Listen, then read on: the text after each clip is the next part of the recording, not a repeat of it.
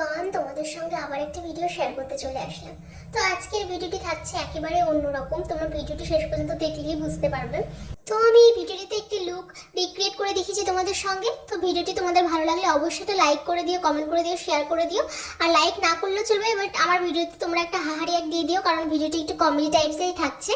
তোমরা এই ভিডিওটিতে আমাকে সম্পূর্ণ ভিন্ন লুকে দেখতে পারবে।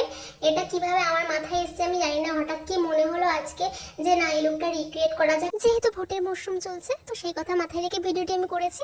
আর ভিডিওটিতে বেশি আমি মেকআপ ইউজ করিনি, কারণ আমি যার লুকটা রিক্রিয়েট করেছি সে হয়তো এতটা মেকআপ ইউজ করিনি, আমি করেছি। যেহেতু প্রচণ্ড গরম পড়েছে তার জন্য বেশি করে আমি লুজ পাউডার ইউজ করে নিয়েছি, কারণ এখানে মেকআপের আমি বেশি কিছু ইউজ করি না, কন্ট্রোল না, ব্লাশ না কিছু। এখানে জাস্ট ফাউন্ডেশন আর হচ্ছে লুজ পাউডার ইউজ করেছি আমি, আর কাজল।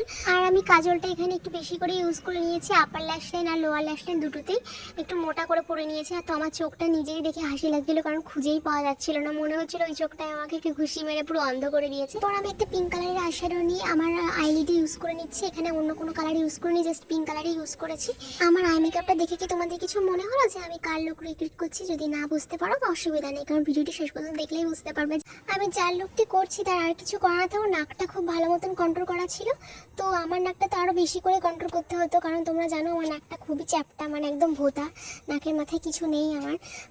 তো আমি আমার রিয়েল তেলটাকে একটু আর্টিফিশিয়াল করে নিলাম, মানে একটু বড় করে। এবার কি তোমরা বুঝতে পারছো যে আমি কার লুক রিক্রিয়েট করেছি? হ্যাঁ হ্যাঁ, তোমরা ঠিকই ধরেছো, তোমাদের সকলের প্রিয় অনেক বড় দলনেত্রী। বুঝতেই পারছো কি, এখানে আমি বিন্দু মাসির লুকটা রিক্রিয়েট করেছি।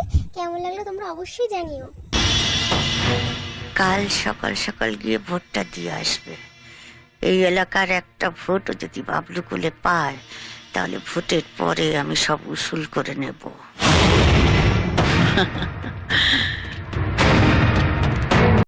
আমি জীবনে অনেক হারামি দেখেছি, কিন্তু আপনার মতো এক পিসও দেখিনি। এই যে সাদা ধুতি পাঞ্জাবি পরে মন্ত্রী হয়ে হিল্লি দিল্লি ঘুরে বেড়াচ্ছেন, কার জন্যে? আমার জন্যে। তোমরা অবশ্যই কমেন্টে জানিয়ে যে তখনকার বিন্দু মাসি বেশি সুন্দরী ছিল না এখনকার বিন্দু মাসি বেশি সুন্দরী, মানে 2024-এর বিন্দু মাসি পায়েল সরকার বেশি সুন্দরী। কমেন্ট করতে ভুলো না কিন্তু, হ্যাঁ আমার প্রোফাইলটা ফলো করতে ভুলো না কিন্তু।